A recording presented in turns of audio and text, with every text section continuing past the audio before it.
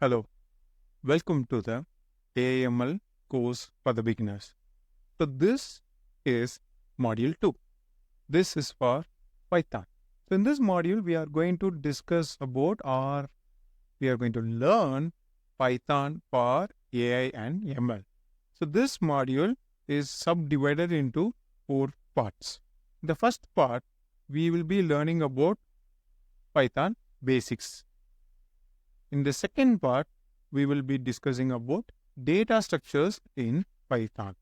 And then in the third module or third part, we will discuss about all the functions and modules, those both internal modules and the external module.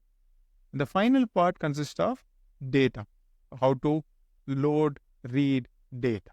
And finally, we will have a hands-on project, which is Google Pay expense sharing. So that's completely going to be hands-on using Python, so whatever we are going to cover in the 4 parts. So this video is the first part of our Python for AML. So this is Python basics.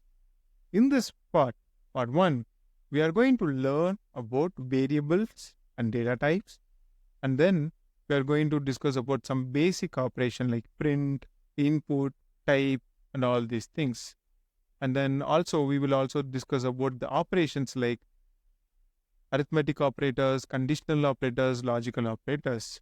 And then we will have a discussion about control structures like if, else, elif, and all these things. And once we're done with our control structure, again, based on whatever we are going to learn in this part, we will have a small hands-on example, which is a rock, paper, scissors game. So that game will cover whatever we are going to cover in this part. So that's it for the part 1. Let's get into a coding. Python is very simple because it doesn't have much syntax like other programming language. Also, Python is a case sensitive, which means if you have some variable like a, Python consider this one variable.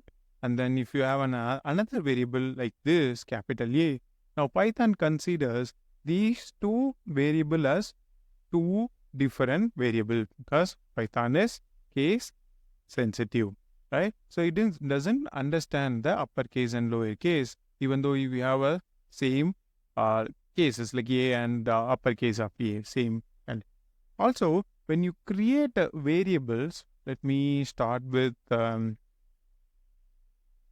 settings. Let's start with this. The variables. Okay. Right. So you can create anything as a variable. For example, you can have any word like this, name, or you can have age, something like that. You can also have something like name 1, name 2, name 3, right? You can also have something like name underscore 1. This is also possible, but you cannot start anything with the number. For example, one name equal to, let's say, apple. So this is not possible. Also, you cannot have a dot in between variables. This is also not possible. So instead, you can have a underscore, right? There are 2 types of variables that we generally define. 2 types of cases when you want to have a long name.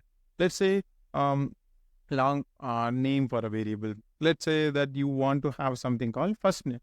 So the first option is first name. Let's say John.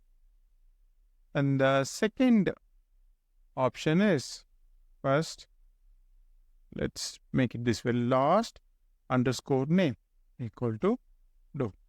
So this is this is how you have to create variables with more than one word, right? So first name, which you can see the second word start with uppercase. Even if you want to have 2 or more words like a family or address, street, name. So after the second, from except the first word, all other words should start with capital letter, right? This is called camel case. Whereas if you want to have the same thing using underscore, address underscore street underscore name. This is snake case. The first one is camel case. The second one is snake case. Snake, right? So you can have anything as a variable with the numbers, name 1, name 2, or name underscore 1, name underscore 2, right? So, but you cannot start anything with the number, right? You cannot start 1 name, 2 name, something like that. 1 dot name, you cannot have it, right? Also, Python is case sensitive, so you should consider that you have to consider the proper A, okay? So, if you, let's say you assign A equal to apple, and if you try to access A, this capital A, then you cannot get it, right? Because Python is a case sensitive. Now, you know what are the possible names and what are the not possible names. Now, I'll just create a command. When you have to add some comment, use hash. Anything you write after a hash will be commented, will not be executed by Python. This is camel case. This is a snake case. Okay. Now, we also have the possible variables. Okay. Possible variables, which are name. Okay. You can just use anything instead of name. I'm just taking an example of name, but you can use anything instead of name. So, name 1 or name underscore 1. Okay. So, even you can start with uppercase, name, something like, okay. So, these are all possible names, right? You can have it. But not possible variables are do not use, or not, just will keep it non-variables category. Okay. You cannot have 1 name or 1 dot name, name dot 1, right? These are not a variable. So you should have a proper variable. So keep one thing in your mind. Your program should have a proper readability. So even you write your program and you give it that program to someone else, they should be able to understand what is each and every variable is doing that. Okay. They shouldn't ask you what is this variable, why you use this variable, nothing like that. Right? We should have a proper readable variables, right? That's a first thing that you have to keep it in your mind. Okay, basic software development 101. Okay, the variable name should be readable, right? If you are asking for a first name, it should be first name. If you are asking for last name, it should have a last name. Either you can even have, right? You can have something like camel case or snake case. That's completely fine, but still, you should have a proper variable names. Now, you know what are the variables that we can use. Now, we take any of these variables or we create 4 different variables and assign basic data types. Okay. In Python, there are 4 basic data types like string, integer, float, boolean, right? There is no other variable data types like double int, long int, double float, long float, nothing else. Anything number, you have 2 category, integer, float. Anything text, you have only 1 category, string. You have some true or false, ones and zero, boolean operation, bool. These are the 4 basic data types. Okay. There are other data types like date, time and all these things. But for the basic data types are 4. Integer, float, string and boolean. Now, we take another cell data types. I'm going to take 4 different variable. Okay. Let's say number equal to, and then decimal number, because float means decimal number. And third is string. Fourth is boolean. Okay. So I created a variable in that same data type itself. Okay. But the actual data type name is integer, float, string, bool. Okay. I'm adding some number which is let's say 12. decimal 3.14. String, so I'll use some string called apple. Okay, and then boolean. True. If you want, you can add as a false. So now you have to see the difference here. When it is a number without any quotes or nothing, then Python considers that as an integer. Okay. When if you have some decimal point in the number, Python considers that as a float. Okay. Anything you write between single quotes or double quotes. Right? Anything you write between single quotes or double quotes, then it's Python considers that as a string. Okay, Python considers that as a string.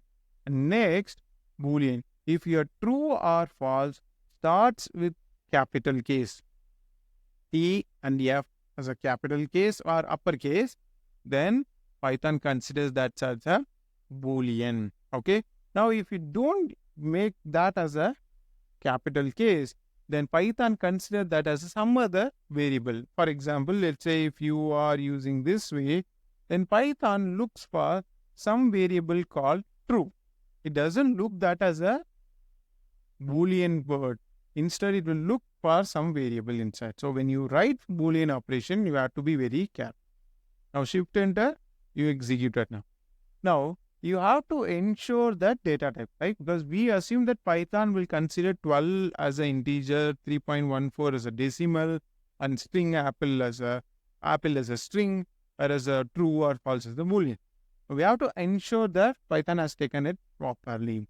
So for that, I'm going to use one inbuilt function called type, right? The type will identify the data type of the variable, right? So the one advantage of using this Jupyter notebook is you don't need to add print. Because next we will discuss about the print function, but you don't have to add all the, for every single line, you don't need to add a print function. Instead, you can directly type something here. Let's say I'm typing hello world. That will be displayed immediately. So that's the advantage of using a Jupyter notebook when you are doing learning and research. Okay, coming back to this type function, a type of anything. Let's say if you give type of 12, it gives integer. Okay, that's what we are going to do for all the variable. Type of number, comma, type of decimal number, again type of string, and then type of boolean. So these are our 4 variables, right? I given 4 variables in the type function. So you have to use type for every single variable, right? You cannot use all the variable in one type function. You need to use different type function, like how I did. Now, if you execute this, what I should get is for number, it should return to an integer int, right? For this boolean float, for this string, for this bool. Okay, see. So this one is integer, as we know already, and this one is float. If you have a decimal number, Python consider that as a float. String, str means string, because if anything you write between quotes, it's a string. Even if you type some numbers between those quotes, 1, 2, 3, 4, 5, then it's called string. Okay? Because you have written number between quotes, right? So anything you write between quotes, single quotes or double quotes, anything is okay. Then Python will consider that as a string. Okay. So again, you have to keep this in the mind. What is that? Anywhere in the program, if you add some user-defined string, then it should be enclosed by quotes. Anywhere in your program, if you have added some user-defined string, then it should be enclosed within quotes. Okay, that's a mandate. So that's what our case here. Okay, now we have apple as a string and the boolean variable true as a bool. Okay, now these are the 4 basic data types. Alright, so now we are going to do a typecasting. Typecasting is nothing but converting one data type into other. So that's a typecast. A typecast is nothing but converting from one variable data type into other data type. For example, you have some number, right? Let's say num equal to 12. We know this is the integer. Now, if we check for that, you anyway get integer. Now, if you want to convert this into a string, then what you can do is just str of num. Okay. Now, str of num, I am assigning into num2. Okay. Now, I am printing num2 here, comma, num2, comma, type of num2. Okay. Type of num2. So, I also add this num here, then. So, now you can see that 12 is enclosed between quotes. 12 is enclosed between quotes, right? And then you have a data type as a string and you have a initial data type as an integer. So, this is what typecasting. If you want to convert from string integer to string, then you should use str. In case if you want to convert back this num2 to integer, then you should use int of num2, right? So just for your reference, I am adding num2, comma, int of num2. So 12, this 12 is enclosed within quotes, whereas this 12 is not enclosed within quotes, okay? Because this is integer. Even by using this, you can convert into float, 12 points. But provided that string data type should have a numerical value in it. So whereas here you have 12 as a numerical value. That is why you can convert integer in and float, right? You can convert into integer and float. If you have something else, then it is not possible to convert it. Okay. For example, let's say you have the string, right? You have string apple. Then if you want to convert that into an integer, int of string, then you get an error because apple is not a number. So when you want to convert from string to numerical value by data types like integer or float, you should have a numerical value in it, right? Whereas the vice versa is not necessary, right? You can convert anything into string, even a float into string, a number into string. So that is not a case here, right? Vice versa is a true. Anything is possible. Whereas this way, you have to have a numerical value, right? So in this video, we have discussed about typecasting, data types, and then variables, right? So we'll continue with our next video. Thank you so much. Thank you for participating. Have a great day ahead.